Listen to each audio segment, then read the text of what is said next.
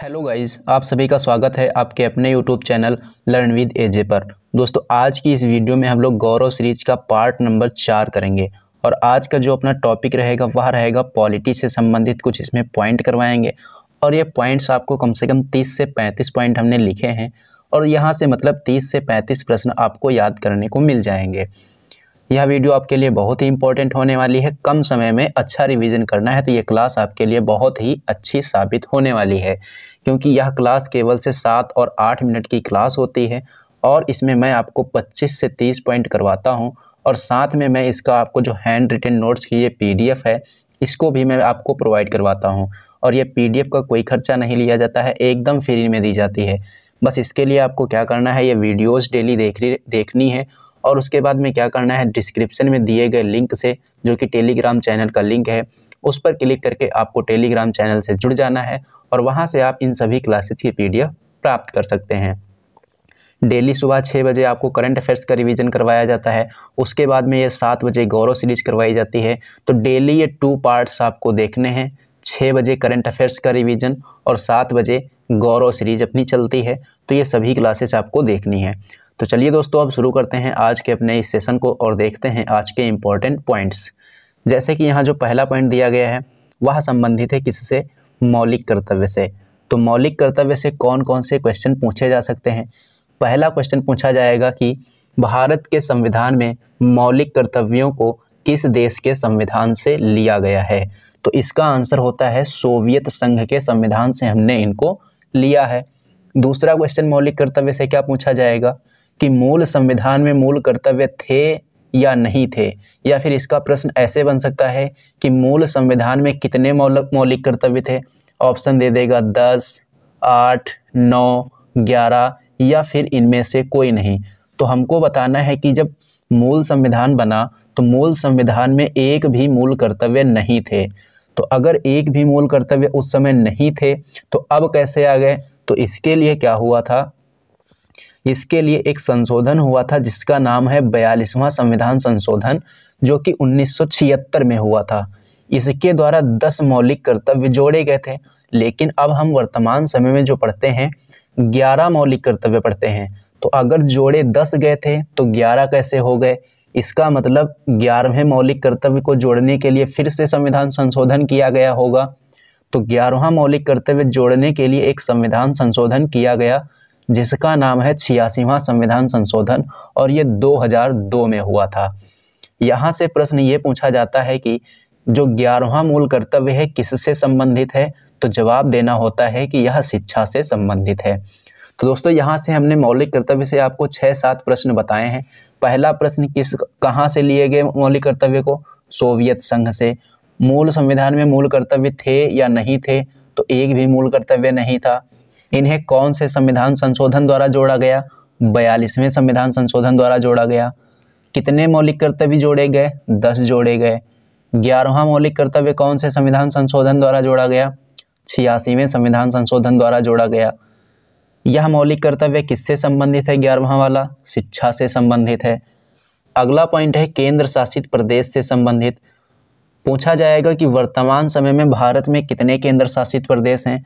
जवाब देना है कि 8 केंद्र शासित प्रदेश हैं। जम्मू कश्मीर से 2 अलग अलग यूटी बनाए गए जिसका नाम जम्मू कश्मीर और एक का नाम लद्दाख। यहाँ से 2 यूटी बनाई गई और इनका गठन कब किया गया, 31 अक्टूबर 2019 को।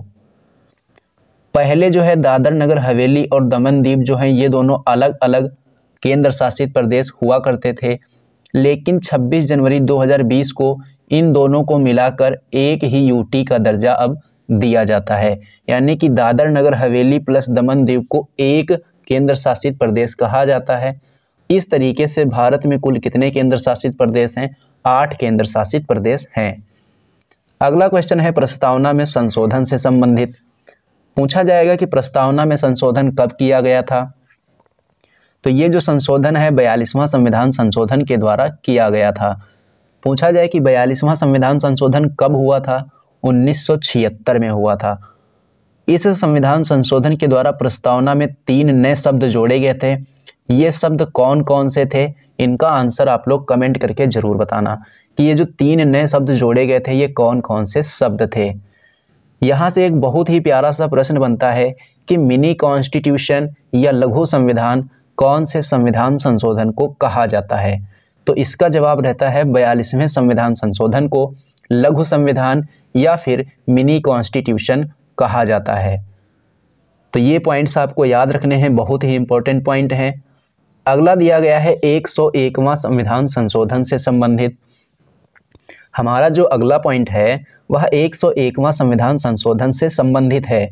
तो 101वां संविधान संशोधन किससे संबंधित है? यह जीएसटी से संबंधित है। जीएसटी को भारत में कब लागू किया गया था? 1 जुलाई 2017 को। अगर पूछा जाए कि जीएसटी किस प्रकार का कर है, तो जीएसटी जो है एक प्रकार का अप्रत्यक्ष कर है। कौन सी समिति की सिफारिश पर इसको लाया गया? विजय केलकर समिति की सिफारिश पर जीएसटी को लागू किया गया था। बात की जाए जीएसटी काउंसिल की, यहाँ से एक बहुत ही प्यारा प्रश्न बनेगा कि जीएसटी काउंसिल का उल्लेख संविधान के किस अनुच्छेद में है? तो इसका जवाब हो जाएगा आर्टिकल नंबर 279A यानी कि 279A में। नेक्स्ट क्वेश्चन यहाँ से जो पूछा जाता है वह ये है कि जीएसटी काउंसिल का अध्यक्ष कौन होता है? जीएसटी काउंसिल का हेड कौन होता है? तो जीएसटी काउंसिल का हेड होता है वित्त मंत्री। जो वर्तमान समय का वित्त मंत्री होता है वही जीएसटी काउंसिल का हेड होता है। तो वर्तमान समय में वित्त मंत्री कौन? निर्मला सीतारमन। तो जीएसटी काउंसिल की हेड कौन? निर्मला सीतारमन। चलिए दोस्तों, अब हम लोग देखते हैं नेक्स्ट पॉइंट, और जो नेक्स्ट पॉइंट है वह दिया गया है आर्टिकल नंबर 61 और आर्टिकल नंबर 72 से। आर्टिकल नंबर 61 में किस चीज़ का उल्लेख है? राष्ट्रपति पर महाभियोग का उल्लेख है। आर्टिकल नंबर 72 में किसका उल्लेख है? राष्ट्रपति द्वारा क्षमादान की शक्ति का उल्लेख इसमें किया गया है। अगला जो आर्टिकल है आर्टिकल नंबर 123 यानी कि आर्टिकल नंबर 123। आर्टिकल नंबर 123 में किसका उल्लेख है? राष्ट्रपति की अध्यादेश शक्ति का उल्लेख है। अगर राज्यपाल की अध्यादेश शक्ति का उल्लेख पूछेगा तो आर्टिकल नंबर 213 इसका उत्तर होगा। राष्ट्रपति की कार्यपालिका शक्ति का उल्लेख किस अनुच्छेद में है? अनुच्छेद 53 में है। अगला पॉइंट है तेलंगाना से संबंधित। तेलंगाना का गठन कब हुआ था? 2 जून 2014 को हुआ था और यह भारत का नवीनतम राज्य है।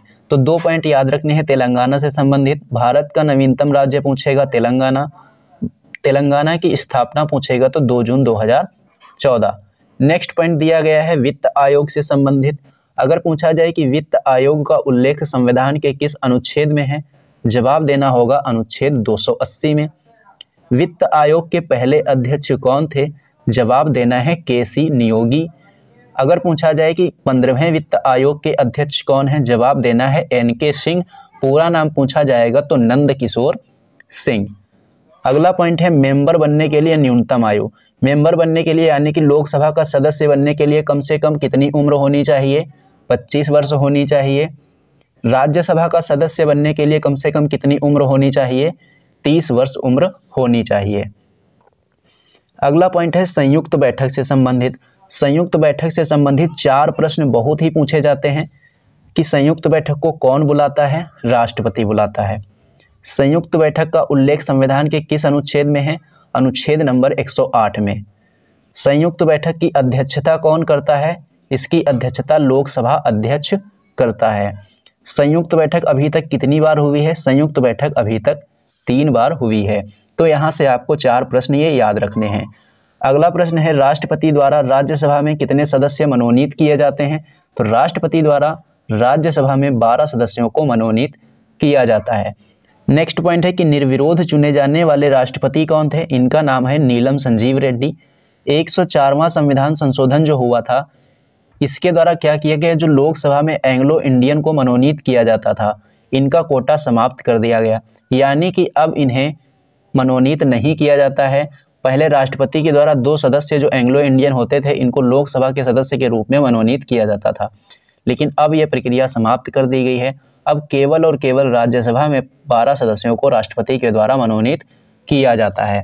तो दोस्तों ये था आज का आपका सेशन, और ये सेशन आपको कैसा लगा कमेंट बॉक्स में कमेंट करके ज़रूर बताना। अगर ये सेशन आपको पसंद आया है तो इसे लाइक करना और इसे अपने दोस्तों में ज़्यादा से ज़्यादा शेयर भी करना।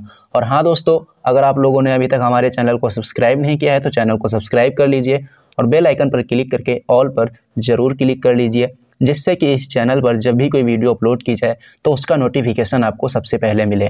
तो चलिए दोस्तों, मिलते हैं एक नेक्स्ट वीडियो में।